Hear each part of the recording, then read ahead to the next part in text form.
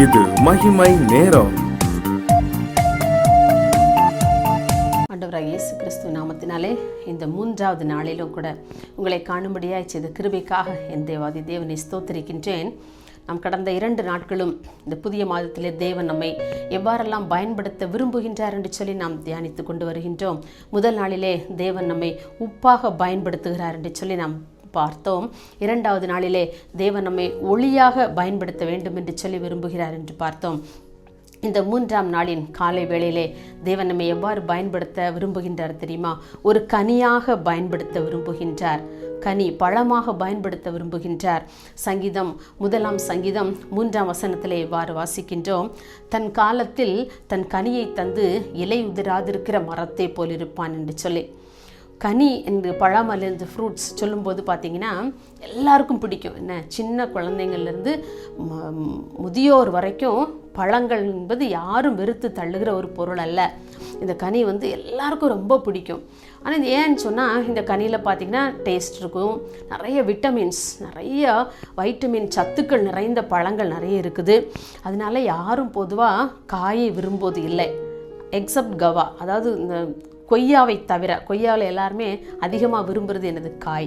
ஏன்னா நான் ரொம்ப விரும்புகிறது காய். கொய்யாவினுடைய பழங்களை விட காயை அதிகம் விரும்பி சாப்பிடும். மற்ற எந்த ஃப்ரூட்ஸ்லையும் நம்ம காயை விரும்புறது இல்லை. ஏன்னா பழங்களை தான் நம்ம விரும்புகிறோம் காயை விட. ஏன்னா வள்ளுவர் கூட அழகாக தன்னுடைய குறளில் சொல்லுவார், கனி இருப்ப காய் கவர்ந்தற்றுன்னு சொல்லி. நம்ம பேசுவதற்கு இனிமையான வார்த்தைகள் இருக்கும்போது நீங்கள் ஏன் கடுஞ்சொற்களை யூஸ் பண்ணுறீங்க? அதுக்கு எதுக்கு ஓமை? நிறைய பழங்கள் இருக்கும்போது நீங்கள் ஏன் காயை செலக்ட் பண்ணுறீங்கன்னு சொல்கிற மாதிரி இல்லையா? அப்போ கனி எல்லாருக்கும் ரொம்ப ஒரு பிடித்தமான ஒரு பொருள். அதே போல ஒரு கனி நிறைந்த வாழ்க்கையாக நமது வாழ்வை ஆண்டவர் மாற்ற வேண்டும் என்று சொல்லி விரும்புகின்றார். இந்த கனி மற்றவங்களுக்கு ஒரு பயன் தரக்கூடிய ஒரு பொருளாக இருக்கிறது இல்லையா? இப்போ எந்த நேரத்துலையும் ஃப்ரூட்ஸ் ரொம்ப நல்லது. சின்ன குழந்தைங்களுக்கும் அதற்கேற்ற ஃப்ரூட்ஸ் கொடுக்க சொல்லி மருத்துவர்கள் சொல்கிறாங்க. இன்னும் மிடில் ஏஜ் பீப்புள், இன்னும் வயோதிபருக்கும் கூட சில ஃப்ரூட்ஸ் நீங்கள் கண்டிப்பாக சாப்பிடணும், அதில் இந்தந்த விட்டமின்ஸ்லாம் நிறைய இருக்குதுன்னு சொல்லி டாக்டர்ஸ் என்ன செய்கிறாங்க, அட்வைஸ் பண்ணுறாங்க. அப்போ இந்த கனி ரொம்ப ஒரு பயன் தரக்கூடிய, உடலுக்கு ஒரு ஆரோக்கியத்தை கொண்டு வருகிற ஒரு பொருளாக இருக்கிறது. அதே போலத்தான் இந்த புதிய மாதத்திலே தேவன் நம்மை ஒரு கனியாக, ஒரு கனி மற்றவர்களுக்கு எப்படி பல வழிகளிலே பயன் தருவது போல நம்முடைய வாழ்க்கையும் மற்றவர்களுக்காக பயன் தரக்கூடிய ஒரு வாழ்க்கையாக மாற வேண்டும் என்று சொல்லி ஆண்டவர் விரும்புகின்றார். ஆதியிலே நாம் எடுத்துக்கொண்டோம் என்று சொன்னால், தேவன் ஆதாமையும் ஏவாளையும் அந்த ஏதேன் தோட்டத்திலே உருவாக்கி தோட்டத்திலே வைத்து அவங்க அந்த கனிகளைத்தான் நினைச்சுதாங்க புசித்தாங்க. அவங்க சமையல் பண்ணி சாப்பிட்டாங்கன்னு சொல்ல வேதத்திலலாம் பார்க்கல. அந்த மரத்தினுடைய கனிகளைத்தான் நினைச்சுதாங்க புசித்தாங்க, ஆரோக்கியமாக இருந்தாங்க. இன்னும் பார்த்தோம் என்று சொன்னால், இப்போது கூட நிறைய பேர் பார்த்தீங்கன்னா பழைய நிலைமைக்கு, இப்போ அரிசியெல்லாம் பார்த்திங்கன்னா நிறைய பேர் நினச்சாங்க நம்ம வேறு குக்கரில் அதெல்லாம் சமையல் பண்ணுறாங்க, ஆனால் மண் பானையில் செய்கிற சமையல் ரொம்ப உடம்புக்கு நல்லது அப்படின்னு சொல்லி என்ன செய்கிறாங்க, பழைய நிலைமைகளுக்கு திரும்பி கொண்டிருக்கிறாங்க. முன்னால் உள்ள நிலைமையில் எப்படி காய்கறிகளையே உண்டு வாழ்ந்தார்களோ அதே போல் இன்றைய காலகட்டங்கள் பழைய நிலைமைக்கு திரும்பி கொண்டே வந்து கொண்டிருக்கிறது. அதே போல தான் ஒரு கனியை மக்கள் உண்டு வாழும் பொழுது நிச்சயமாகவே அவருடைய உடம்பு நல்ல ஒரு ஆரோக்கியமாக இருக்கும் என்பதில் எந்த சந்தேகமும் இல்லை. அந்த கனி எப்படி மற்றவர்களுக்கு உதவுகிறதோ, ஆரோக்கியத்தை கொடுக்க உதவுகிறதோ, அதை போல நம்முடைய வாழ்க்கையும் கூட மற்றவர்களுக்கு உதவுகிற ஒரு வாழ்க்கையாக, ஒரு சுவை நிறைந்த வாழ்க்கையாக மாற வேண்டும் என்று சொல்லி ஆண்டவர் விரும்புகின்றார். நம் கொலோசியர் 1ஆம் அதிகாரம் 10ஆம் வசனத்தில் எவ்வாறு வாசிக்கின்றோம், சகலவித நற்கிரியைகளுமாகிய கனிகளை தந்து என்று சொல்லி வாசிக்கின்றோம். நம்முடைய வாழ்க்கை ஒரு கனி நிறைந்த வாழ்க்கையாக இருக்கும் பொழுது நாம் செய்கிற காரியங்கள் அனைத்துமே நல்ல கிரியைகளாக இருக்கும் என்பதிலே எந்த சந்தேகமுமே இல்லை இல்லையா?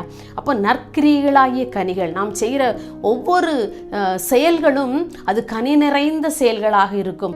நாம் பேசுகின்ற ஒவ்வொரு வார்த்தைகளும் அது கனி நிறைந்த வாழ்க்கையாக, மற்றவர்களின் காயங்களை ஒரு ஆற்றுகிற, மற்றவர்களை தேற்றுகிற ஒரு வாழ்க்கையாக இருக்கும். எப்போது நமது வாழ்வு ஒரு கனி நிறைந்த வாழ்வாக இருக்கும் பொழுது மாத்திரமே நம்முடைய செய்கைகளும் ஒரு கனி நிறைந்த செய்கைகளாக இருக்கும் என்பதிலே சந்தேகமே இல்லை. இன்னும் பாருங்க, நாம் மத்தேயு 21ஆம் அதிகாரத்திலே நம்ம ஒரு சம்பவத்தை வாசிக்கின்றோம் இல்லையா? தேவன் நம்ம அந்த அத்தி மரத்தை சபிக்கிற ஒரு காரியத்தை பார்க்கிறோம். அவர் பசியோடு வருகின்றார். பசியோடு வரும்போது அந்த அத்தி மரத்தை ஏறிட்டு பார்க்கின்றார், ஏதாவது கனிகள் இருக்குமா என்று சொல்லி. ஆனால் அது இலைகள் நிறைந்து காணப்படுகிறது, அதில் எந்த கனியுமே காணவில்லை. அப்போ அதனால தான் தேவன் நினைச்சிதார், அதை சபித்து விட்டார். பாருங்க, நம்முடைய வாழ்க்கையிலும் கூட ஆண்டவர் நம்முடைய வாழ்க்கையில் கனியை தேடுகின்றார். என் மகள், என் மகன் எனக்காக என்ன கிரியைகளை செய்து கொண்டிருக்கிறார்கள் என்று சொல்லி.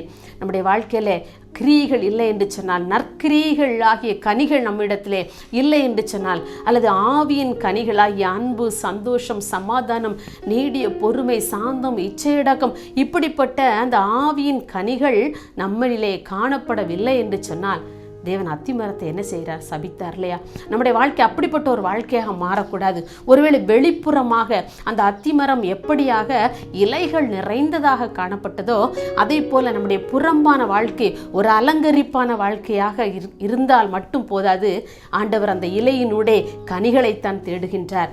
அப்படிப்பட்ட கனி நிறைந்த வாழ்க்கை இன்றைக்கு உங்களிலும் என்னிலும் காணப்பட வேண்டும் என்று சொல்லி விரும்புகின்றார். நம்முடைய வாழ்க்கை கனி நிறைந்த வாழ்க்கையாக இருக்கின்றதா? நம் பேசக்கூடிய வார்த்தை மற்றவர்களுக்காக இதமளிக்கக்கூடிய வார்த்தையாக இருக்கின்றதா? அல்லது நம்மை கண்டவர்கள், ஐயோ இவங்க வாய் திறந்தாலே எனக்கு பயமா இருக்கு, ஏதாவது சொல்லிடுவாங்களோ, ஏதாவது பேசிடுவாங்களோ அப்படின்னு சொல்லி நம்மளை கண்டு ஓடுறாங்களா? நமக்கு தெரியும்ல, நம்ம எல்லாருக்கும் பிடிக்குமா இல்லை நம்ம எல்லாருக்கும் பிடிக்காதா என்று சொல்லி நமக்கு தெரியும். நம்மை குறித்து எல்லாருக்கும் தெரியும். அப்போ நம்ம யோசிச்சு பார்ப்போம், ஆண்டவரே என்னுடைய வாயின் வார்த்தைகள் கனி நிறைந்ததாக இருக்கிறதா? என்னுடைய சொற்கள், என்னுடைய பேச்சு, என்னுடைய சொல், என்னுடைய செயல், என்னுடைய பார்வை எல்லாவற்றிலும் ஒரு கனி நிறைந்த வாழ்க்கை நான் வாழுகிறேனா என்று சொல்லி நம்மை நாமே சிந்தித்து பார்க்கும்படியாக தேவன் அழைக்கின்றார். இந்த புதிய மாதத்திலே தேவன் சொல்கிறார், உன்னுடைய வாழ்க்கையை ஒரு கனி நிறைந்த வாழ்க்கையாக மாற்றப் போகிறேன் என்று சொல்லி. இன்றைக்கு நாம் அவரிடத்தில் ஒப்பு கொடுக்கும் பொழுது, ஆண்டவரே என்னுடைய வாழ்க்கை ஒரு கனி நிறைந்த வாழ்க்கையாக என்னை மாற்றி, என்னை மற்றவர்களுக்கு பயன்படக்கூடிய ஒரு கனியாக என்னை மாற்றுங்க என்று சொல்லி நாம் ஆண்டவரிடத்தில் ஒப்பு கொடுக்கும்போது நிச்சயமாக தேவன் நம்மை ஒரு கனியாக பயன்படுத்த விரும்புகின்றார். இன்னும் நாம் எபிரேயர் 13ஆம் அதிகாரம் 15ஆம் வசனத்தில் வாசிக்கிறோம், உதடுகளின் கனியாகிய ஸ்தோத்திர பலிகளிலே அவருக்கு எப்போதும் செலுத்த வேண்டும் என்று சொல்லி பவுல் அறிவுறுத்துகின்றார். உதடுகளின் கனியாகிய ஸ்தோத்திர பலி, நம் உதட்டின் கனியாகிய ஸ்தோத்திர பலியை ஆண்டவருக்கு எப்போதும் செலுத்தி கொண்டே இருக்க வேண்டுமாம். அந்த ஸ்தோத்திரம் என்று சொல்லக்கூடிய கனி ஆண்டவருக்கு மிகவும் பிரியம்.